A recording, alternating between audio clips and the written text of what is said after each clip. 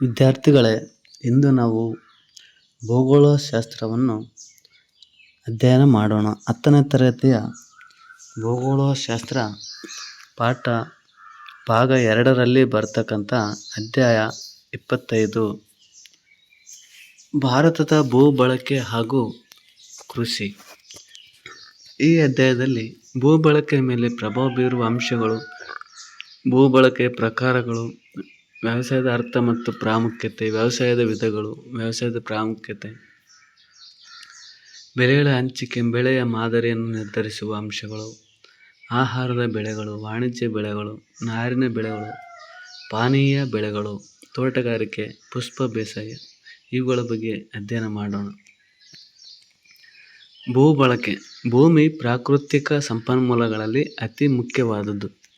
ಇದನ್ನು ಸಾಗುವಳಿ, ಅರಣ್ಯ, ಹುಲ್ಲುಗಾವಲು, ಬೀಳುಭೂಮಿ, ವ್ಯವಸಾಯೇತರ ಬಳಕೆ ಹೀಗೆ ವಿವಿಧ ಉದ್ದೇಶಗಳಿಗೆ ಬಳಸುವುದನ್ನೇ ಭೂಬಳಕೆ ಎನ್ನುವರು. ಭೂಬಳಕೆಯ ಮೇಲೆ ಪ್ರಭಾವ ಬೀರುವ ಅಂಶಗಳೆಂದರೆ ಭೂಮಿಯನ್ನು ಅವುಗಳ ಗುಣಲಕ್ಷಣ ಹಾಗೂ ಅಗತ್ಯತೆಗೆ ಅನುಗುಣವಾಗಿ ವಿವಿಧ ಉದ್ದೇಶಗಳಿಗೆ ಬಳಸಲಾಗುವುದು. ಭೂ ಬಳಕೆಯ ಮೇಲೆ ಹಲವಾರು ಪ್ರಾಕೃತಿಕ, ಆರ್ಥಿಕ ಹಾಗೂ ಸಾಮಾಜಿಕ ಅಂಶಗಳು ಪ್ರಭಾವ ಬೀರುತ್ತವೆ. ಅವುಗಳಲ್ಲಿ ಭೂ ಸ್ವರೂಪಗಳು, ವಾಯುಗುಣ, ಮಣ್ಣಿನ ಲಕ್ಷಣಗಳು ಪ್ರಾಕೃತಿಕವಾಗಿ ಪ್ರಭಾವ ಬೀರುತ್ತವೆ. ಭೂ ಹಿಡುವಳಿ, ಜನಸಂಖ್ಯೆ, ವ್ಯವಸಾಯ ಉತ್ಪನ್ನಗಳ ಬೇಡಿಕೆ, ಉದ್ಯೋಗ, ಜನರ ಮನೋಭಾವ, ಸಾಮಾಜಿಕ ಪರಿಸ್ಥಿತಿ, ಮಾರುಕಟ್ಟೆ ಮೊದಲಾದ ಅಂಶಗಳು ಪ್ರಭಾವ ಬೀರುತ್ತವೆ. ತಾಂತ್ರಿಕತೆ, ನೀರಾವರಿ ಸೌಲಭ್ಯ, ಮಾನವನ ಸಾಮರ್ಥ್ಯ, ಭೂ ಒಡೆತನ ಮೊದಲಾದವು ಭೂ ಬಳಕೆಯ ಮೇಲೆ ಪ್ರಭಾವವನ್ನು ಬೀರುತ್ತವೆ. ಭೂಬಳಕೆಯ ಪ್ರಕಾರಗಳು. Types of land use. ಭಾರತದಲ್ಲಿ ಲಭ್ಯವಿರುವ ಭೂಮಿಯ ಬಳಕೆಯನ್ನು ವಿವಿಧ ಪ್ರಕಾರಗಳನ್ನಾಗಿ ವಿಂಗಡಿಸಲಾಗಿದೆ. ಯಾವುವೆಂದರೆ ನಿವ್ವಳ ಸಾಗುವಳಿ ಕ್ಷೇತ್ರ, ಅರಣ್ಯ ಭೂಮಿ, ವ್ಯವಸಾಯೇತರ ಭೂಮಿ, ಬೀಳು ಭೂಮಿ, ಹುಲ್ಲುಗಾವಲು, ಬಳಕೆಯಾಗದ ವ್ಯವಸಾಯ ಯೋಗ್ಯ ಭೂಮಿ ಈ ಥರ. ಇದರಲ್ಲಿ ನಿವ್ವಳ ಸಾಗುವಳಿ ಕ್ಷೇತ್ರ ಅಂದರೆ ಇದು ಭಾರತದ ಭೂಬಳಕೆಯ ವಿಧಗಳಲ್ಲಿ ಅತ್ಯಂತ ಪ್ರಮುಖವಾಗಿರ್ತಕ್ಕಂಥದ್ದು. ಭಾರತದ ವ್ಯವಸಾಯ ಪ್ರಧಾನ ಆರ್ಥಿಕತೆಗೆ ಅನುಗುಣವಾಗಿ ಅತಿ ಹೆಚ್ಚು ಭೂಮಿಯನ್ನು ಸಾಗುವಳಿಗೆ ಬಳಸಲಾಗುವುದು. ಭಾರತವು ಪ್ರಪಂಚದಲ್ಲಿ ಸಾಗುವಳಿ ಕ್ಷೇತ್ರದ ವಿಸ್ತೀರ್ಣದಲ್ಲಿ ಅಮೆರಿಕ ಸಂಯುಕ್ತ ಸಂಸ್ಥಾನದ ನಂತರ ಭಾರತವು 2ನೇ ಸ್ಥಾನದಲ್ಲಿದೆ. ಹರಿಯಾಣ, ಪಂಜಾಬ್, ಪಶ್ಚಿಮ ಬಂಗಾಳ, ಉತ್ತರ ಪ್ರದೇಶ, ಬಿಹಾರಗಳಲ್ಲಿ ನಿವ್ವಳ ಸಾಗುವಳಿ ಕ್ಷೇತ್ರವು ಪ್ರತಿಶತ 60ಕ್ಕಿಂತ ಹೆಚ್ಚಾಗಿರುವುದು ಕಂಡುಬರುತ್ತದೆ. ಅರಣ್ಯ ಭೂಮಿ. ಭಾರತದಲ್ಲಿ ಸಮೀಕ್ಷೆಗೆ ಒಳಪಟ್ಟ ಒಟ್ಟು ಭೂಪ್ರದೇಶ ಪ್ರತಿಶತ 21.3% ಮಾತ್ರ ಅರಣ್ಯಗಳಿಂದ ಕೂಡಿದೆ. ಅದು 1950-51ರಲ್ಲಿ ಪ್ರತಿಶತ 16.2% ಇತ್ತು. ರಾಷ್ಟ್ರೀಯ ಅರಣ್ಯ ಯೋಜನೆ ಪ್ರಕಾರ ಪ್ರತಿಶತ 33% ಅರಣ್ಯವಿರಬೇಕು. ಆದ್ದರಿಂದ ಅರಣ್ಯ ಭೂಮಿಯನ್ನು ಹೆಚ್ಚಿಸಲು ಸಾಕಷ್ಟು ಪ್ರಯತ್ನಿಸಲಾಗುತ್ತಿದೆ. ವ್ಯವಸಾಯೇತರ ಭೂ ಬಳಕೆ. ಸಾಗುವಳಿ ಹಾಗೂ ಅರಣ್ಯ ಕ್ಷೇತ್ರದ ವಿಸ್ತಾರವನ್ನು ಹೊರತುಪಡಿಸಿ ವ್ಯವಸಾಯೇತರ ಬಳಕೆಗಾಗಿ ಹೆಚ್ಚು ಭೂಮಿಯನ್ನು ಬಳಸಲಾಗಿದೆ. ಕಟ್ಟಡ ನಿರ್ಮಾಣ, ಜಲಾಶಯ, ಕೈಗಾರಿಕೆ, ರಸ್ತೆ ಮೊದಲಾದವುಗಳ ನಿರ್ಮಾಣಕ್ಕಾಗಿ ಹೆಚ್ಚು ಭೂಮಿಯನ್ನು ಬಳಸಲಾಗುತ್ತಿದೆ. ಬೀಳುಭೂಮಿ. ಜನಸಂಖ್ಯೆ ಅಧಿಕಗೊಂಡಂತೆ ವ್ಯವಸಾಯ ಉತ್ಪನ್ನಗಳ ಮೇಲೆ ಹೆಚ್ಚು ಒತ್ತಡವಾಗಿದ್ದು ಅದಕ್ಕೆ ಅನುಗುಣವಾಗಿ ಹೆಚ್ಚು ಕ್ಷೇತ್ರವನ್ನು ಸಾಗುವಳಿಗೆ ಬಳಸಲಾಗಿದೆ. ಅಲ್ಲದೆ ಬೀಳು ಬಿದ್ದಿದ್ದ ಹಾಗೂ ವ್ಯವಸಾಯ ಯೋಗ್ಯವಲ್ಲದ ಭೂಪ್ರದೇಶಗಳನ್ನು ಸಹ ತಾಂತ್ರಿಕತೆಯ ಅಳವಡಿಕೆಯೊಂದಿಗೆ ಇಂದು ವ್ಯವಸಾಯಕ್ಕೆ ಬಳಸಲಾಗಿದೆ. ಹುಲ್ಲುಗಾವಲು. ವ್ಯವಸಾಯ ಪ್ರದೇಶದ ವಿಸ್ತರಣೆಯೊಂದಿಗೆ ಹುಲ್ಲುಗಾವಲುಗಳ ಕ್ಷೇತ್ರ ನಿರಂತರವಾಗಿ ಕಡಿಮೆಯಾಗಿದೆ. ಹಿಮಾಚಲ ಪ್ರದೇಶ ರಾಜ್ಯವು ಹೆಚ್ಚು ಹುಲ್ಲುಗಾವಲು ಪ್ರದೇಶವನ್ನು ಹೊಂದಿದ್ದು ಪಂಜಾಬ್, ಹರಿಯಾಣ ರಾಜ್ಯಗಳು ಅತ್ಯಂತ ಕಡಿಮೆ ಹುಲ್ಲುಗಾವಲುಗಳನ್ನು ಹೊಂದಿವೆ. ಬಳಕೆಯಾಗದ ವ್ಯವಸಾಯ ಯೋಗ್ಯ ಭೂಮಿ. ಭಾರತದ ವಿವಿಧ ಭಾಗಗಳಲ್ಲಿ ಹಿಂದೆ ಬೇಸಾಯಕ್ಕೆ ಬಳಸಲಾಗುತ್ತಿದ್ದ ಕೆಲವು ಭಾಗಗಳು ಇಂದು ಮಣ್ಣಿನ ರಾಸಾಯನಿಕ ಸಂಯೋಜನೆಯ ಬದಲಾವಣೆಗಳಿಂದಾಗಿ ಅನುಪಯುಕ್ತವಾಗಿ ಪರಿಣಮಿಸಿವೆ. ವ್ಯವಸಾಯ. ವ್ಯವಸಾಯವು ಮಾನವನ ಪುರಾತನ ವೃತ್ತಿಗಳಲ್ಲಿ ಒಂದಾಗಿದ್ದು ನಾಗರಿಕತೆಯ ಆರಂಭದಿಂದಲೂ ಮಾನವನು ಈ ವೃತ್ತಿಯಲ್ಲಿ ತೊಡಗಿರುವನು. ವ್ಯವಸಾಯ ಭೂಮಿಯನ್ನು ಉಳುಮೆ ಮಾಡುವ ಕಲೆ ಎಂದು ವ್ಯಾಖ್ಯಾನಿಸಲಾಗಿದೆ. ಭೂಮಿಯನ್ನು ಉಳುಮೆ ಮಾಡಿ ಸಸ್ಯಗಳನ್ನು ಪೋಷಿಸಿ ಅದರಿಂದ ಮಾನವ ಮತ್ತು ಪ್ರಾಣಿಗಳಿಗೆ ಉಪಯೋಗವನ್ನು ಪಡೆಯುವುದನ್ನೇ ವ್ಯವಸಾಯ ಅಥವಾ ಕೃಷಿ ಎಂದು ಕರೆಯುವರು. ವ್ಯಾಪಕ ಅರ್ಥದಲ್ಲಿ ಇದು ಮೀನುಗಾರಿಕೆ, ಪಶುಪಾಲನೆ ಮತ್ತು ಅರಣ್ಯಗಾರಿಕೆಯನ್ನು ಸಹ ಒಳಗೊಂಡಿದೆ. ವ್ಯವಸಾಯದ ಪ್ರಾಮುಖ್ಯತೆ. ವ್ಯವಸಾಯವು ಭಾರತೀಯರ ಮುಖ್ಯ ಉದ್ಯೋಗವಾಗಿದೆ. ಇದು ದೇಶದ ಎಲ್ಲ ಭಾಗಗಳಲ್ಲಿಯೂ ವಿವಿಧ ರೂಪ ಹಾಗೂ ವಿವಿಧ ಉತ್ಪಾದನೆಗಳಲ್ಲಿ ತೊಡಗಿರುವುದನ್ನು ಕಾಣಬಹುದು. ದೇಶದ ಅಗಾಧ ಜನಸಂಖ್ಯೆಗೆ ವ್ಯವಸಾಯವು ಆಹಾರ ಧಾನ್ಯಗಳನ್ನು ಪೂರೈಸುತ್ತದೆ. ವ್ಯವಸಾಯವು ಜೀವನಾಧಾರ ಉದ್ಯೋಗವಾಗಿದ್ದು, ಉಳಿದ ಎಲ್ಲ ಕ್ಷೇತ್ರಗಳಿಗಿಂತಲೂ ಹೆಚ್ಚು ಜನರಿಗೆ ಉದ್ಯೋಗಾವಕಾಶಗಳನ್ನು ನೀಡಿರತಕ್ಕಂಥದ್ದು ವ್ಯವಸಾಯ. ಭಾರತವು ಉತ್ಪಾದಿಸುವ ಹಲವಾರು ಬಗೆಯ ವ್ಯವಸಾಯೋತ್ಪನ್ನಗಳನ್ನು ಕಚ್ಚಾ ವಸ್ತುವನ್ನಾಗಿ ಆಧರಿಸಿದ ಅಸಂಖ್ಯಾತ ಕೈಗಾರಿಕೆಗಳನ್ನು ಹೊಂದಿದೆ. ವ್ಯವಸಾಯವು ಪರೋಕ್ಷವಾಗಿಯೂ ಹಲವಾರು ಕೈಗಾರಿಕೆಗಳನ್ನು ಪೋಷಿಸುತ್ತದೆ. ಉದಾಹರಣೆ: ರಾಸಾಯನಿಕ ಗೊಬ್ಬರ, ಕ್ರಿಮಿ ಕೀಟನಾಶಕಗಳು, ಯಂತ್ರೋಪಕರಣ, ಕೈಗಾರಿಕೆಗಳು ಇತ್ಯಾದಿ. ವ್ಯವಸಾಯವು ಸಂಚಾರ, ಸಾರಿಗೆ, ವ್ಯಾಪಾರ ಮೊದಲಾದ ಹಲವಾರು ತೃತೀಯ ಆರ್ಥಿಕ ಉದ್ಯೋಗಗಳನ್ನು ಪೋಷಿಸಿದೆ. ವ್ಯವಸಾಯದ ವಿಧಗಳು. ಸಾಂದ್ರ ಬೇಸಾಯ.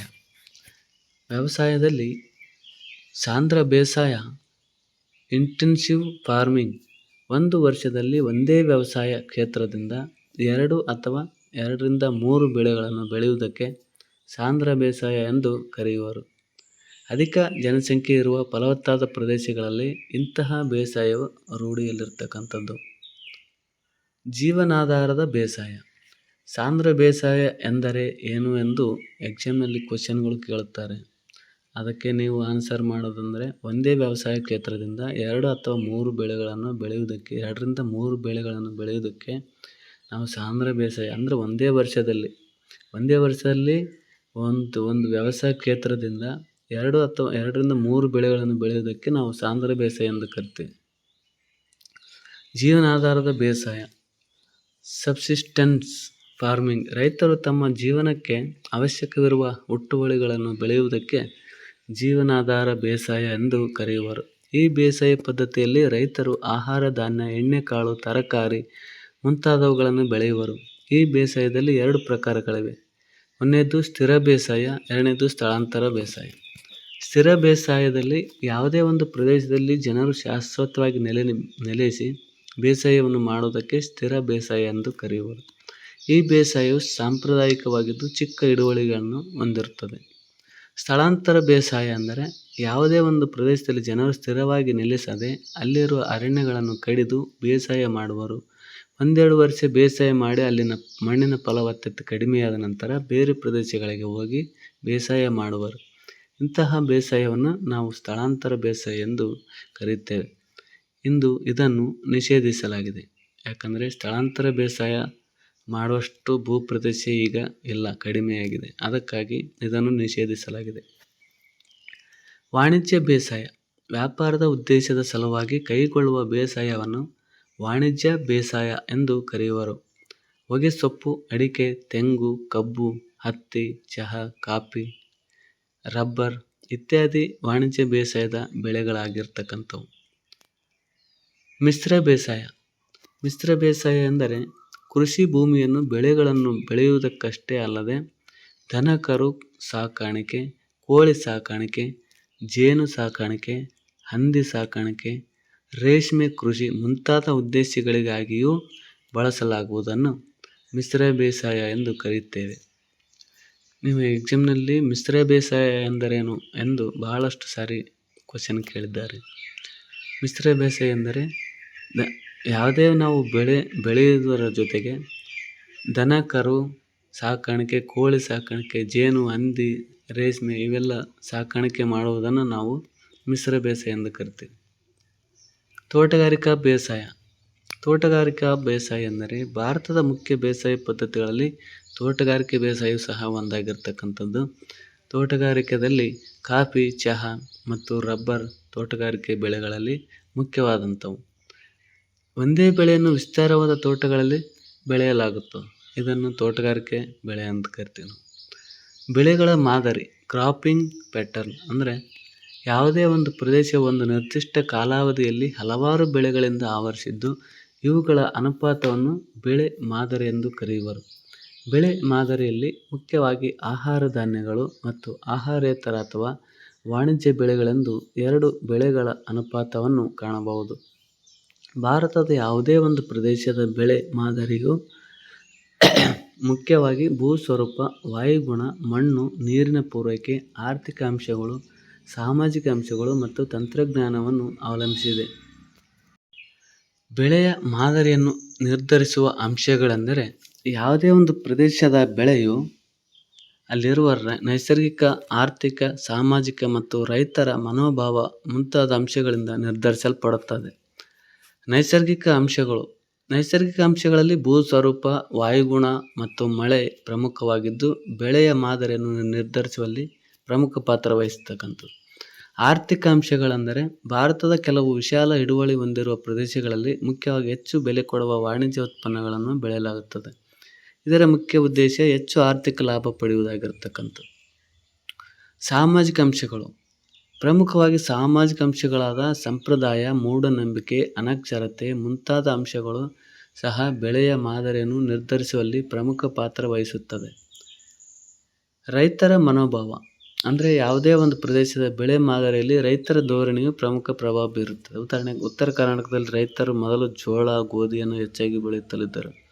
ಆದರೆ ಇತ್ತೀಚೆಗೆ ಆರ್ಥಿಕ ಲಾಭ ಕೊಡುವ ಸೂರ್ಯಕಾಂತಿ ಮತ್ತು ಶೇಂಗಾ, ತೊಗರಿ, ಈರುಳ್ಳಿ ಬೆಳೆಯನ್ನು ಬೆಳೆಯುತ್ತಿದ್ದಾರೆ. ಮೇಲಿನ ಅಂಶಗಳಲ್ಲದೆ ನೀರಿನ ಪೂರೈಕೆ, ಸಾರಿಗೆ, ಸಂಪರ್ಕ, ಮಾರುಕಟ್ಟೆ, ಸುಧಾರಿತ ತಳಿಗಳು, ರಾಸಾಯನಿಕ ಗೊಬ್ಬರ, ಭೂ ಸುಧಾರಣೆ ಮುಂತಾದವುಗಳು ಸಹ ಬೆಳೆ ಮಾದರಿಯ ಮೇಲೆ ಪ್ರಭಾವ ಬೀರುತ್ತದೆ. ಬೆಳೆ ಋತುಗಳು ಅಥವಾ ವ್ಯವಸಾಯದ ಅವಧಿಗಳು. Crop seasons. ಭಾರತದಲ್ಲಿ ವರ್ಷದ ಎಲ್ಲ ಅವಧಿಯಲ್ಲೂ ವಿವಿಧ ಪ್ರದೇಶಗಳಲ್ಲಿ ಬೆಳೆಗಳನ್ನು ಬೆಳೆಯಲಾಗುವುದು. ಹೀಗೆ ದೇಶದಾದ್ಯಂತ ವರ್ಷದಲ್ಲಿ ಒಂದಲ್ಲ ಒಂದು ಭಾಗದಲ್ಲಿ ಬೆಳೆಗಳನ್ನು ಬೆಳೆಯುವುದನ್ನು ಕಾಣಬಹುದು. ದೇಶದಲ್ಲಿ 3 ವ್ಯವಸಾಯದ ಅವಧಿಗಳು ಕಂಡುಬರುತ್ತವೆ: ಮುಂಗಾರು ಅಥವಾ ಖಾರಿಫ್ ಬೇಸಾಯ, ಹಿಂಗಾರು ಅಥವಾ ರಬಿ ಬೇಸಾಯ, 3ನೇದು ಬೇಸಿಗೆ ಅಥವಾ ಜೇಡ್ ಬೇಸಾಯ. ಇವು ಎಕ್ಸಾಮ್ನಲ್ಲಿ ಬಹಳ ಮುಖ್ಯವಾಗಿರ್ತಕ್ಕಂಥವು. ಮುಂಗಾರು ಅಥವಾ ಖಾರಿಫ್ ಬೇಸಾಯ ನೈಋತ್ಯ ಮಾನ್ಸೂನ್ ಮಾರುತಗಳ ಅವಧಿಯ ಬೇಸಾಯವನ್ನೇ ಮುಂಗಾರು ಬೇಸಾಯ ಅಥವಾ ಖಾರಿಫ್ ಬೇಸಾಯವೆಂದು ಕರೆಯುವರು. ಜೂನ್ ಅಥವಾ ಜುಲೈ ತಿಂಗಳಿನಲ್ಲಿ ಬಿತ್ತನೆ ಮಾಡಿ ಸೆಪ್ಟೆಂಬರ್ ಮತ್ತು ಅಕ್ಟೋಬರ್ ತಿಂಗಳಲ್ಲಿ ಕಟಾವು ಮಾಡುವರು. ದೇಶದ ಹೆಚ್ಚು ಭಾಗವು ಈ ಅವಧಿಯಲ್ಲಿ ಸಾಗುವಳಿಗೆ ಒಳಪಟ್ಟಿರುವುದು. ಭತ್ತ, ರಾಗಿ, ಹತ್ತಿ, ಜೋಳ, ಮೆಕ್ಕೆಜೋಳ, ಎಣ್ಣೆಕಾಳುಗಳು ಈ ಅವಧಿಯ ಮುಖ್ಯ ಬೆಳೆಗಳಾಗಿವೆ. ಹಿಂಗಾರು ಅಥವಾ ಚಳಿಗಾಲದ ಅಥವಾ ರಬಿ ಬೇಸಾಯ. ಇದು ಚಳಿಗಾಲದಲ್ಲಿ ಮಳೆ ಪಡೆಯುವ ಪ್ರದೇಶಗಳ ಮುಖ್ಯ ಸಾಗುವಳಿಯ ಅವಧಿಯಾಗಿದೆ. ವಾಯುವ್ಯ ಭಾರತದ ಪಂಜಾಬ್, ಹರಿಯಾಣ, ಜಮ್ಮು ಮತ್ತು ಕಾಶ್ಮೀರ, ಉತ್ತರ ಪ್ರದೇಶ ಹಾಗೂ ದಕ್ಷಿಣದಲ್ಲಿ ಆಂಧ್ರ ಪ್ರದೇಶ ಮತ್ತು ತಮಿಳುನಾಡುಗಳು ಈ ಅವಧಿಯ ಬೇಸಾಯಕ್ಕೆ ಒಳಪಟ್ಟಿವೆ. ವಾಯುವ್ಯ ಭಾರತದಲ್ಲಿ ಗೋಧಿ ಅತಿ ಮುಖ್ಯ ರಬಿ ಬೆಳೆಯಾಗಿರ್ತಕ್ಕಂಥದ್ದು. ಅತಿ ಮುಖ್ಯ ರಬಿ ಬೆಳೆ ಯಾವುದಂತ ಕೇಳಿದರೆ ಅದು ಗೋಧಿಯಾಗಿರ್ತಕ್ಕಂಥದ್ದು. ಚಳಿಗಾಲದಲ್ಲಿ ತಂಪಾದ ಸಮಶೀತೋಷ್ಣವಾದ ತುಂತುರು ಮಳೆಯಿಂದ ಕೂಡಿರುವ ವಾಯುಗುಣ ಕಂಡುಬರುತ್ತದೆ. ಇದು ಗೋಧಿ ಬೇಸಾಯಕ್ಕೆ ಅತ್ಯಂತ ಸೂಕ್ತವಾಗಿದೆ. ಅಕ್ಟೋಬರ್ ನವೆಂಬರ್ನಲ್ಲಿ ಬಿತ್ತನೆ ಮಾಡಿ ಫೆಬ್ರವರಿ ಮಾರ್ಚ್ ಅವಧಿಯಲ್ಲಿ ಕಟಾವು ಮಾಡುವರು. ಬೇಸಿಗೆ ಅಥವಾ ಜೇಡ್ ಬೇಸಾಯ. ಇದು ರಬಿ ಹಾಗೂ ಖಾರಿಫ್ ಬೇಸಾಯದ ನಡುವಿನ ಅವಧಿಯಲ್ಲಿಯೂ ಭಾರತದ ಹಲವು ಕಡೆಗಳಲ್ಲಿ ಬೇಸಾಯ ಕಂಡುಬರುವುದು. ಬೇಸಿಗೆಯ ಈ ಬೇಸಾಯವನ್ನೇ ಜೇಡು ಬೇಸಾಯವೆಂದು ನಾವು ಕರೆಯುತ್ತೇವೆ. ಜೇಡು ಬೇಸಾಯ ಎಂದರೇನು ಎಂದು ಪ್ರಶ್ನೆ ಮಾಡಿದಾಗ ನಾವು ಇದನ್ನು ಉತ್ತರವನ್ನು ನೋಡ್ಬೋದು.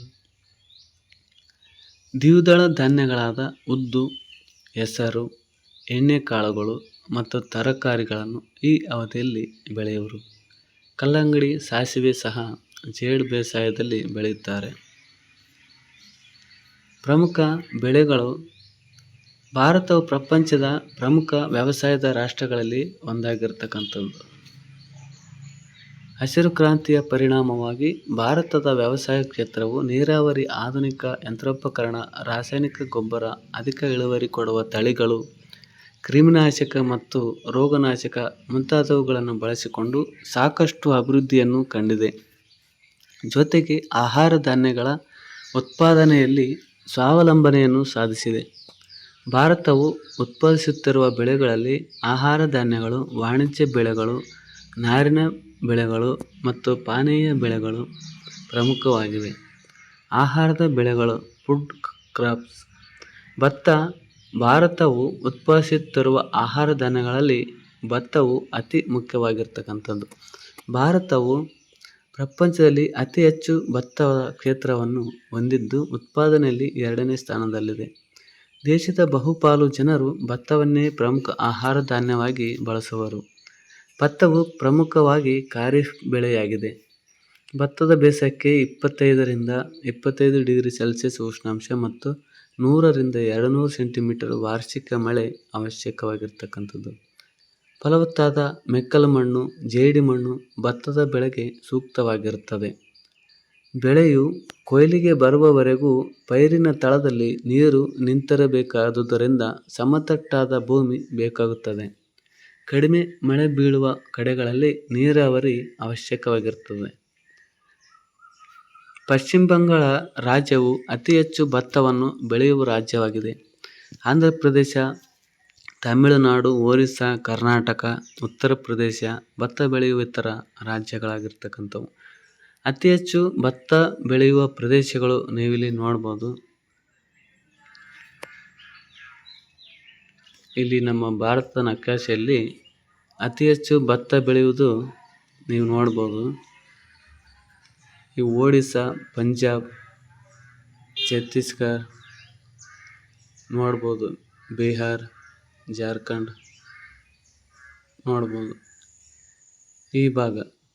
ಮತ್ತು ಇಲ್ಲಿ ಆಂಧ್ರ ಪ್ರದೇಶದಲ್ಲಿ, ತಮಿಳುನಾಡಿನಲ್ಲಿ ಮತ್ತು ಕೇರಳ, ಕರ್ನಾಟಕ ನೀವು ನೋಡ್ಬೋದು, ಅಲ್ಲಲ್ಲಿ ಭತ್ತ ಬೆಳೆಯಲಾಗುತ್ತದೆ. ಉತ್ತರ ಪ್ರದೇಶದಲ್ಲಿ ಸ್ವಲ್ಪ ಹೆಚ್ಚಂದರೆ ಈ ಭಾಗದಲ್ಲಿ ಮತ್ತು ಈ ಕಡೆ ಸ್ವಲ್ಪ ಕಡಿಮೆ ನೋಡ್ಬೋದು ನೀವು.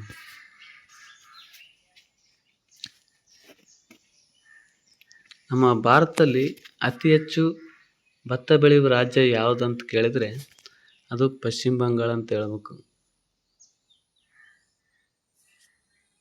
ಓಕೆ. ಗೋಧಿ ಬಗ್ಗೆ ಈಗ ನೋಡೋಣ. ಇದು ಭಾರತದ ಚಳಿಗಾಲದ ಅಂದರೆ ರಬಿ ಬೆಳೆಯ ಅಂತ ಕರಿತೀವಿ ನಾವು.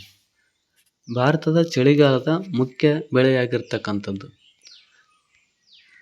ನಮ್ಮ ದೇಶ ಗೋಧಿಯ ಉತ್ಪಾದನೆಯಲ್ಲಿ ಸಾಕಷ್ಟು ಪ್ರಗತಿ ಸಾಧಿಸಿದೆ ಹಾಗೂ ಗೋಧಿಯನ್ನು ರಫ್ತು ಮಾಡುವ ಪ್ರಪಂಚದ ಪ್ರಮುಖ ರಾಷ್ಟ್ರಗಳಲ್ಲಿ ಒಂದಾಗಿದೆ.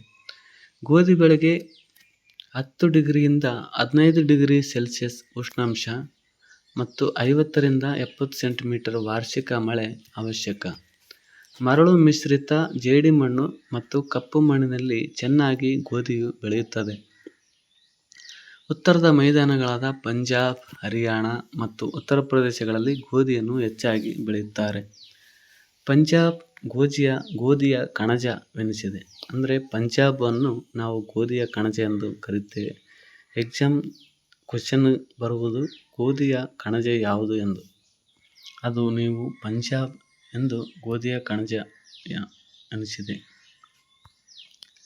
ಮಧ್ಯಪ್ರದೇಶ, ಬಿಹಾರ್, ರಾಜಸ್ಥಾನ್, ಗುಜರಾತ್, ಕರ್ನಾಟಕದ ಉತ್ತರ ಭಾಗ ಮತ್ತು ಮಹಾರಾಷ್ಟ್ರಗಳು ಗೋಧಿಯನ್ನು ಬೆಳೆಯುವ ಇತರ ರಾಜ್ಯಗಳಾಗಿವೆ. ಉತ್ತರ ಪ್ರದೇಶವು ಗೋಧಿ ಉತ್ಪಾದನೆಯಲ್ಲಿ ಪ್ರಥಮ ಸ್ಥಾನವನ್ನು ಪಡೆದಿದೆ. ಗೋಧಿ ಅತಿ ಹೆಚ್ಚು ಬೆಳೆಯುವ ರಾಜ್ಯ ಯಾವುದು ಎಂದರೆ ಅದು ಉತ್ತರ ಪ್ರದೇಶ. ಉತ್ತರ ಪ್ರದೇಶ ಗೋಧಿಯಲ್ಲಿ ಪ್ರಥಮ ಸ್ಥಾನವನ್ನು ಹೊಂದಿದೆ. ಇಲ್ಲಿ ಉತ್ತರ ಪ್ರದೇಶ ಗೋಧಿಯಲ್ಲಿ ಅತಿ ಹೆಚ್ಚು ಬೆಳೆಯುವ ಒಂದು ರಾಜ್ಯವಾಗಿರ್ತಕ್ಕಂಥದ್ದು. ಪಂಜಾಬ್ನಲ್ಲಿ ಸಂಪೂರ್ಣ ಗೋಧಿ ಬೆಳೆದರೆ ಆ ಗೋಧಿಯ ಕಣಜವೆಂದು ಕರೆಯುತ್ತಾರೆ ಅದಕ್ಕಾಗಿ. ಆದರೆ ಉತ್ತರ ಪ್ರದೇಶದಲ್ಲಿ ಹೆಚ್ಚು ಕ್ಷೇತ್ರವನ್ನು ಇರುವುದರಿಂದ ಅತಿ ಹೆಚ್ಚು ಗೋಧಿ ಬೆಳೆಯಲಾಗುತ್ತದೆ. ಮತ್ತು ಗುಜರಾತ್, ಮಹಾರಾಷ್ಟ್ರ ನೋಡ್ಬೋದು. ಇದು ಸ್ವಲ್ಪ ಅಂದರೆ ಗೋಧಿ ಅತಿ ಹೆಚ್ಚು ಅಲ್ಲದೆ ಕಡಿಮೆ ಅಂತಂದರೆ ಪೂರ ಕಡಿಮೆನೂ ಅಲ್ಲ, ಒಂದು ಸಾಧಾರಣ ಮಟ್ಟಿಗೆ ಬೆಳೆಯಲಾಗುತ್ತದೆ. ವಾಣಿಜ್ಯ ಬೆಳೆಗಳು. Commercial crops. ಕಬ್ಬು, ಸುಗರೇನ್ ಶುಗರ್ ಕೇನ್ ಇದು ಭಾರತದ ಅತಿ ಮುಖ್ಯ ವಾಣಿಜ್ಯ ಬೆಳೆಯಾಗಿರ್ತಕ್ಕಂಥದ್ದು. ಕಬ್ಬು, ಯಾಕಂದರೆ ಕಬ್ಬು ಒಂದು ವಾಣಿಜ್ಯ ಬೆಳೆ. ಇದು ಭಾರತದ ಅತಿ ಮುಖ್ಯ ವಾಣಿಜ್ಯ ಬೆಳೆಯಾಗಿರ್ತಕ್ಕಂಥದ್ದು. ಭಾರತದಲ್ಲಿ ಕಬ್ಬಿನ ಬೇಸಾಯವು ಅತಿ ಪ್ರಾಚೀನ ಕಾಲದಿಂದಲೂ ರೂಢಿಯಲ್ಲಿರ್ತಕ್ಕಂಥದ್ದು. ಭಾರತವು ಇದರ ಮೂಲವಾಗಿದ್ದು ಪ್ರಪಂಚದಲ್ಲಿ 2ನೇ ಸ್ಥಾನವನ್ನು ಹೊಂದಿರತಕ್ಕಂಥದ್ದು. ಇದು ವಾರ್ಷಿಕ ಬೆಳೆಯಾಗಿದ್ದು ನೀರಾವರಿ ಪ್ರದೇಶದಲ್ಲಿ ಬೆಳೆಯುವ ಬೆಳೆಯಾಗಿದೆ. ಈ ಬೆಳೆಗೆ ಹೆಚ್ಚು ಉಷ್ಣಾಂಶ ಮತ್ತು ಹೆಚ್ಚು ತೇವಾಂಶ ಹೊಂದಿರುವ ವಾಯುಗುಣ ಅವಶ್ಯಕವಾಗಿರ್ತಕ್ಕಂಥದ್ದು. ಇದಕ್ಕೆ 21 ಡಿಗ್ರಿಯಿಂದ 26 ಡಿಗ್ರಿ ಸೆಲ್ಸಿಯಸ್ ಉಷ್ಣಾಂಶ ಮತ್ತು 100 ರಿಂದ 150 ಸೆಂಟಿಮೀಟರ್ ವಾರ್ಷಿಕ ಮಳೆ ಬೇಕಾಗಿರುತ್ತದೆ. ಮೆಕ್ಕಲು ಮತ್ತು ಕಪ್ಪು ಮಣ್ಣಿನಲ್ಲಿ ಕಬ್ಬು ಚೆನ್ನಾಗಿ ಬೆಳೆಯುತ್ತದೆ. ಮೆಕ್ಕಲು ಮತ್ತು ಕಪ್ಪು ಮಣ್ಣಿನಲ್ಲಿ ಕಬ್ಬು ಚೆನ್ನಾಗಿ ಬೆಳೆಯುತ್ತದೆ.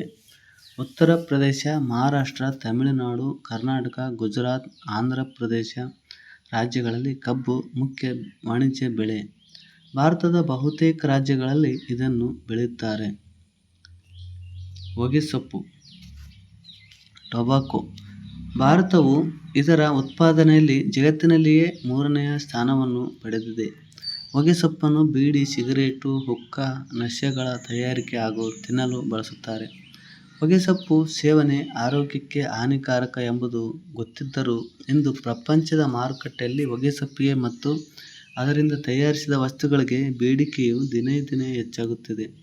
ಇದು ಉಷ್ಣವಲಯದ ಬೆಳೆಯಾಗಿದ್ದು 21 ಡಿಗ್ರಿ ಸೆಲ್ಸಿಯಸ್ಸಿಂದ 27 ಡಿಗ್ರಿ ಸೆಲ್ಸಿಯಸ್ ಉಷ್ಣಾಂಶ ಅವಶ್ಯಕವಾಗಿದೆ. ಇದು ನಿಮಗೆ ತಿಳಿದಿರಲಿ. ಹೊಗೆಸೊಪ್ಪು ನಿಕೋಶಿಯಾನ ವರ್ಗಕ್ಕೆ ಸೇರಿದ ಸಸ್ಯ. ಇದರ ಮೂಲ ದಕ್ಷಿಣ ಅಮೆರಿಕದ ಆಂಡೀಸ್ ಪರ್ವತ ಪ್ರದೇಶ. ಜೀನ್ ನಿಕೋಟ್ ಎಂಬುವನು ಇದನ್ನು ಫ್ರಾನ್ಸಿಗೆ ಪರಿಚಯಿಸಿದನು. ಅಲ್ಲಿಂದ ಭಾರತಕ್ಕೆ ಪೋರ್ಚುಗೀಸರು 17ನೇ ಶತಮಾನದಲ್ಲಿ ಪರಿಚಯಿಸಿದ್ದಾರೆ. ಇದಕ್ಕೆ ಸಾಧಾರಣ ಮಳೆ ಬೀಳುವ ಪ್ರದೇಶ ಅವಶ್ಯವಿದ್ದು ಸರಾಸರಿ 50 ಸೆಂಟಿಮೀಟರ್ ಮಳೆ ಬೇಕಾಗಿರ್ತಕ್ಕಂಥದ್ದು ಹೊಗೆಸೊಪ್ಪು ಬೆಳೆಯಲು. ಮರಳು ಮಿಶ್ರಿತ ಮಣ್ಣು ಇದ್ದರೆ ಒಳ್ಳೆಯದು. ರಾಸಾಯನಿಕ ಗೊಬ್ಬರ ಅವಶ್ಯಕ. ಆಂಧ್ರ ಪ್ರದೇಶ, ಗುಜರಾತ್, ಉತ್ತರ ಪ್ರದೇಶ, ಕರ್ನಾಟಕ, ಬಿಹಾರ, ತಮಿಳುನಾಡು, ಮಹಾರಾಷ್ಟ್ರಗಳಲ್ಲಿ ಹೊಗೆಸೊಪ್ಪನ್ನು ಉತ್ಪಾದಿಸುವರು. ಕರ್ನಾಟಕದ ನಿಪ್ಪಾಣಿ, ಬೆಳಗಾವಿ ಜಿಲ್ಲೆ ನಗರವು ಹೊಗೆಸೊಪ್ಪು ಮಾರುಕಟ್ಟೆ ಕೇಂದ್ರವಾಗಿರ್ತಕ್ಕಂಥದ್ದು. ನಾರಿನ ಬೆಳೆ, ಫೈಬರ್ ಕ್ರಾಪ್ಸ್. ಹತ್ತಿ ಮತ್ತು ಸೆಣಬು ಭಾರತವು ಉತ್ಪಾದಿಸುತ್ತಿರುವ ಅತಿ ಮುಖ್ಯ ನಾರಿನ ಬೆಳೆಗಳಾಗಿದ್ದು ಇವು ಹತ್ತಿ, ಬಟ್ಟೆ ಕೈಗಾರಿಕೆ ಹಾಗೂ ಸೆಣಬಿನ ಕೈಗಾರಿಕೆಗಳನ್ನು ಪೋಷಿಸಿದೆ. ಹತ್ತಿ ಅಂದರೆ ಕಾಟನ್. ಭಾರತವು ಉತ್ಪಾದಿಸುವ ನಾರಿನ ಬೆಳೆಗಳಲ್ಲಿ ಅತಿ ಪ್ರಮುಖವಾದದ್ದು ಕಚ್ಚಾ ಹತ್ತಿಯನ್ನು ಹತ್ತಿ ಗಿರಣಿಗಳಲ್ಲಿ ಕಚ್ಚಾ ವಸ್ತುವಾಗಿ ಬಳಸುವುದಲ್ಲದೆ ಅಧಿಕ ಪ್ರಮಾಣದ ಹತ್ತಿಯನ್ನು ರಫ್ತು ಮಾಡಿ ವಿದೇಶಿ ವಿನಿಮಯಗಳನ್ನು ಗಳಿಸುತ್ತದೆ. ಭಾರತವು ಹತ್ತಿ ಬೆಳೆಯುವ ಪ್ರದೇಶದಲ್ಲಿ ಪ್ರಪಂಚದಲ್ಲಿ ಮೊದಲ ಹಾಗೂ ಉತ್ಪಾದನೆಯಲ್ಲಿ 2ನೇ ಸ್ಥಾನದಲ್ಲಿದೆ. ಹತ್ತಿಯು ಅತಿ ಹೆಚ್ಚು ಬೆಳೆಯುವ ಪ್ರದೇಶ. ಪ್ರಪಂಚದಲ್ಲೇ ಮೊದಲ ಹಾಗೂ ಉತ್ಪಾದನೆಯಲ್ಲಿ 2ನೇ ಸ್ಥಾನದಲ್ಲಿರ್ತಕ್ಕಂಥದ್ದು ನಮ್ಮ ಭಾರತ. ಹತ್ತಿಯು ಉಷ್ಣವಲಯದ ಮತ್ತು ಉಪ ಉಷ್ಣವಲಯದ ಬೆಳೆಯಾಗಿರ್ತಕ್ಕಂಥದ್ದು. ಇದರ ಉತ್ಪಾದನೆ 20 ಡಿಗ್ರಿ ಸೆಲ್ಸಿಯಸ್ಸಿಂದ 25 ಡಿಗ್ರಿ ಸೆಲ್ಸಿಯಸ್ವರೆಗೆ ಉಷ್ಣಾಂಶ ಅವಶ್ಯಕ. ಸುಮಾರು 75 ರಿಂದ 150 ಸೆಂಟಿಮೀಟರ್ಗಿಂತ ಹೆಚ್ಚು ಮಳೆ ಪಡೆಯುವ ಪ್ರದೇಶಗಳಲ್ಲಿ ಇದು ಬೆಳೆಯಬಲ್ಲದು. ಕಪ್ಪು ಮಣ್ಣು, ಮೆಕ್ಕಲು ಮಣ್ಣುಗಳಲ್ಲಿ ಅತಿ ಹೆಚ್ಚು ಹತ್ತಿ ಬೆಳೆಯಬಲ್ಲವು. ಆದರೆ ತೇವಾಂಶವನ್ನು ಹಿಡಿದಿಟ್ಟುಕೊಳ್ಳುವ ಮಣ್ಣು ಇದಕ್ಕೆ ಹೆಚ್ಚು ಸೂಕ್ತ. ಇದನ್ನು ಮುಂಗಾರು ಖಾರಿಫ್ ಬೆಳೆಯಾಗಿ ಬೆಳೆಯುತ್ತಾರೆ. ಮುಂಗಾರು ಬೆಳೆ ಎಂದರೆ ಖಾರಿಫ್ ಎಂದು ನಾವು ತಿಳಿದುಕೊಳ್ಳಬೇಕು. ಗುಜರಾತ್, ಮಹಾರಾಷ್ಟ್ರ, ಆಂಧ್ರ ಪ್ರದೇಶ, ಹರಿಯಾಣ, ಕರ್ನಾಟಕ ಮತ್ತು ಮಧ್ಯಪ್ರದೇಶಗಳಲ್ಲಿ ಹತ್ತಿಯನ್ನು ಹೆಚ್ಚಾಗಿ ಬೆಳೆಯುತ್ತಾರೆ. ಪಾನೀಯ ಬೆಳೆ. ಭಾರತವು ಉತ್ಪಾದಿಸುವ ಮುಖ್ಯ ತೋಟಗಾರಿಕಾ ಬೆಳೆಗಳಾದ ಚಹಾ ಮತ್ತು ಕಾಫಿ ಮುಖ್ಯ ಪಾನೀಯ ಬೆಳೆಗಳಾಗಿವೆ. ಭಾರತವು ಪ್ರಪಂಚದಲ್ಲಿ ಈ ಬೆಳೆಗಳನ್ನು ಉತ್ಪಾದಿಸುವ ಮತ್ತು ರಫ್ತು ಮಾಡುವ ಪ್ರಮುಖ ರಾಷ್ಟ್ರವಾಗಿದೆ. ಚಹಾ. ಇದು ನಿಮಗೆ ತಿಳಿದಿರಲಿ. ಚಹಾವು ಥಿಯಾನ್ ಎಂಬ ಉತ್ತೇಜಕಕಾರಕವನ್ನು ಒಳಗೊಂಡಿದೆ. ಅಸ್ಸಾಂ, ಪಶ್ಚಿಮ ಬಂಗಾಳ, ತಮಿಳುನಾಡು, ಕೇರಳ, ತ್ರಿಪುರಾ, ಹಿಮಾಚಲ ಪ್ರದೇಶ, ಕರ್ನಾಟಕ, ಅರುಣಾಚಲ ಪ್ರದೇಶ, ನಾಗಾಲ್ಯಾಂಡ್, ಮಣಿಪುರಗಳಲ್ಲಿ ಚಹಾ ತೋಟಗಳನ್ನು ಕಾಣಬಹುದು. ಚಹಾ ಭಾರತದಲ್ಲಿ ಮಾತ್ರವಲ್ಲದೆ ಪ್ರಪಂಚದಲ್ಲಿ ಅತಿ ಮುಖ್ಯವಾದ ಪಾನೀಯವಾಗಿರ್ತಕ್ಕಂಥದ್ದು. ಭಾರತವು ಚಹಾದ ಉತ್ಪಾದನೆಯಲ್ಲಿ ಪ್ರಪಂಚದಲ್ಲಿ ಮೊದಲ ಸ್ಥಾನವನ್ನು ಪಡೆದಿದೆ. ಬಹುಕಾಲದವರೆಗೆ ಅಂತಾರಾಷ್ಟ್ರೀಯ ಮಾರುಕಟ್ಟೆಯಲ್ಲಿ ಭಾರತವು ರಫ್ತಿನ ಏಕಸ್ವಾಮ್ಯತೆಯನ್ನು ಹೊಂದಿತ್ತು. ಚಹಾವು ಅಪಾರ ಉದ್ಯೋಗ ಅವಕಾಶಗಳನ್ನು ಒದಗಿಸುವುದರಿಂದ ಪ್ರಾಮುಖ್ಯತೆಯನ್ನು ಗಳಿಸಿದೆ. ಚಹಾವು ಉಷ್ಣವಲಯ ಮತ್ತು ಉಪ ಉಷ್ಣವಲಯಗಳಲ್ಲಿ ಬೆಳೆಯುವ ನಿತ್ಯ ಹರಿದ್ವರ್ಣದ ಬಹುವಾರ್ಷಿಕ ಬೆಳೆಯಾಗಿದ್ದು, ಸರಾಸರಿ ಉಷ್ಣಾಂಶ 21 ಡಿಗ್ರಿ ಸೆಲ್ಸಿಯಸ್ ಉಪಯುಕ್ತ. 150 ರಿಂದ 200 ಸೆಂಟಿಮೀಟರ್ ಮಳೆ ಅವಶ್ಯಕ.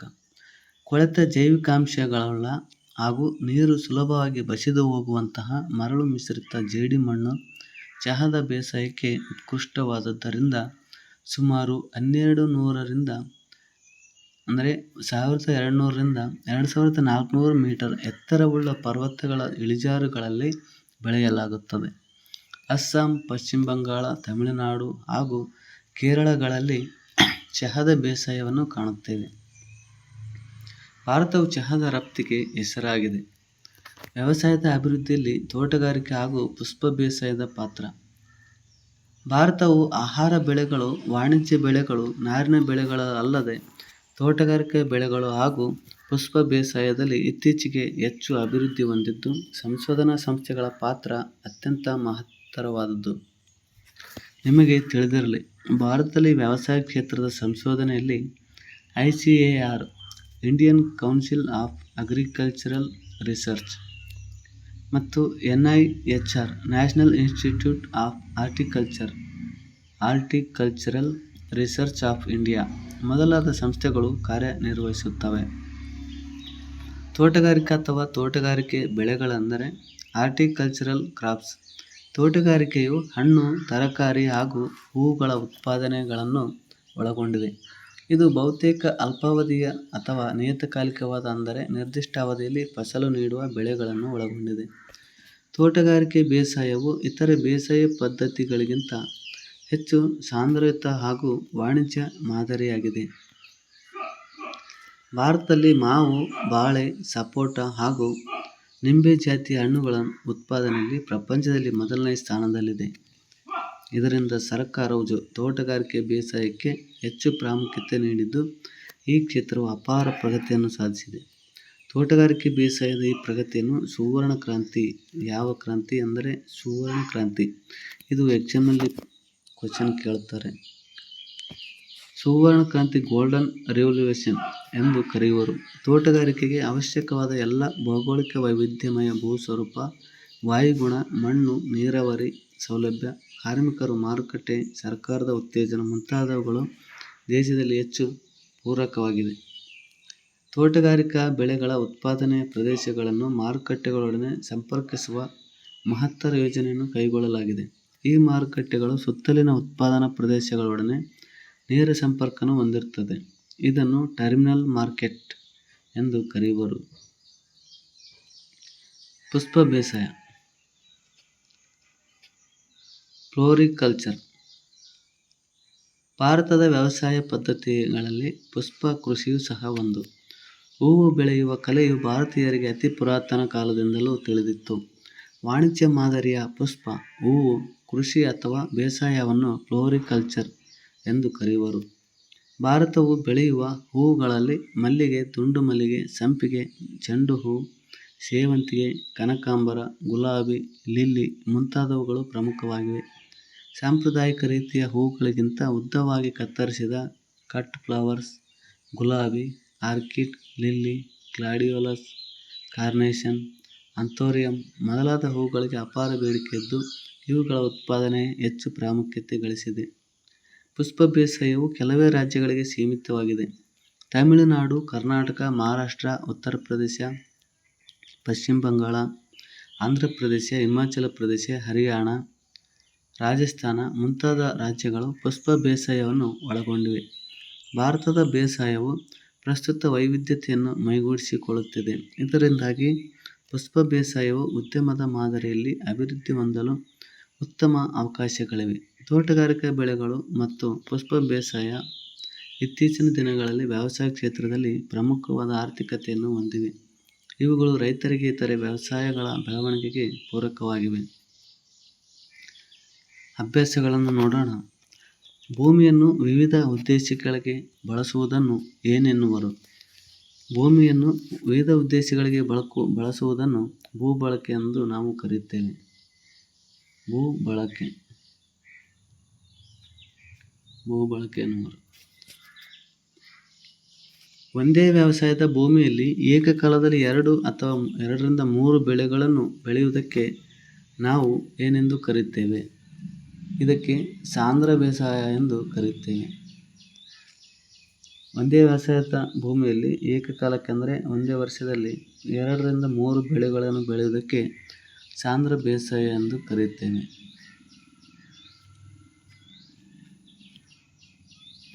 ನಂತರ ರೈತರು ತಮ್ಮ ಜೀವನಕ್ಕೆ ಅವಶ್ಯವಿರುವ ಹುಟ್ಟುವಳಿಗಳನ್ನು ಮಾತ್ರ ಬೆಳೆಯುವುದಕ್ಕೆ ಇದು ಏನೆನ್ನುವರು? ಜೀವನಾವಶ್ಯಕ ಬೇಸಾಯ ಎಂದು ಕರೆಯುವರು. ವಾಣಿಜ್ಯ ಬೇಸಾಯದ ಬೆಳೆ ಎಂದರೆ ಕಬ್ಬು ಮತ್ತು ಇನ್ನಿತರ ವಸ್ತುಗಳನ್ನು ನಾವು ವಾಣಿಜ್ಯ ಬೇಸಾಯದ ಬೆಳೆಗಳೆಂದು ಕರೆಯುತ್ತೇವೆ. ಪ್ರಮುಖವಾಗಿ ಕಬ್ಬು ವಾಣಿಜ್ಯ ಬೇಸಾಯವಾಗಿರ್ತಕ್ಕಂಥದ್ದು. ಭಾರತದಲ್ಲಿ ಅತಿ ಹೆಚ್ಚು ಭತ್ತ ಬೆಳೆಯುವ ರಾಜ್ಯವೆಂದರೆ ಅದು ಪಶ್ಚಿಮ ಬಂಗಾಳ. ಪಶ್ಚಿಮ ಬಂಗಾಳ ಭಾರತದಲ್ಲಿ ಅತಿ ಹೆಚ್ಚು ಭತ್ತ ಬೆಳೆಯುವ ರಾಜ್ಯವಾಗಿದೆ. ನಂತರ ಭೂಬಳಕೆ ಎಂದರೇನು? ನಿಮಗೆಲ್ಲ ತಿಳಿದಿರತಕ್ಕಂಥದ್ದು. ಭೂಬಳಕೆ ಮೇಲೆ ಪ್ರಭಾವ ಬೀರುವ ಅಂಶಗಳು. ವ್ಯವಸಾಯ ಎಂದರೇನು? ವ್ಯವಸಾಯದ ವಿಧಗಳು. ಖಾರಿಫ್ ಬೇಸಾಯ ಎಂದರೇನು? ರಬಿ ಬೇಸಾಯ ಎಂದರೇನು? ಇಷ್ಟೊತ್ತೆಲ್ಲ ಚರ್ಚೆ ಮಾಡಿರ್ತಕ್ಕಂಥದ್ದು. ಹತ್ತಿ ಬೆಳೆಯಲು ಅವಶ್ಯಕವಿರುವ ಪೂರಕಾಂಶಗಳು ಮತ್ತು ಪುಷ್ಪ ಬೇಸಾಯದಲ್ಲಿ ನಿಮ್ಮ ಸುತ್ತಮುತ್ತ ಬೆಳೆಯುತ್ತಿರುವ ಪುಷ್ಪಗಳ ಪಟ್ಟಿಯನ್ನು ನೀವು ನೋಡಬೇಕು. ಯಾವ್ಯಾವ ಪುಷ್ಪಗಳನ್ನು ಬೆಳೆಯುತ್ತಾರೆ ಎಂದು ನೀವು ತಿಳಿದುಕೊಳ್ಳಿ. ಈ ವಿಡಿಯೋ ನೋಡಿದ್ದಕ್ಕೆ ನಂತರ ಭಾರತ ಖನಿಜ ಮತ್ತು ಶಕ್ತಿ ಸಂಪನ್ಮೂಲಗಳ ಬಗ್ಗೆ ಅಧ್ಯಯನ ಮಾಡೋಣ. ಈ ವಿಡಿಯೋ ನೋಡಿದ್ದಕ್ಕಾಗಿ ಎಲ್ಲರಿಗೂ ಧನ್ಯವಾದಗಳು.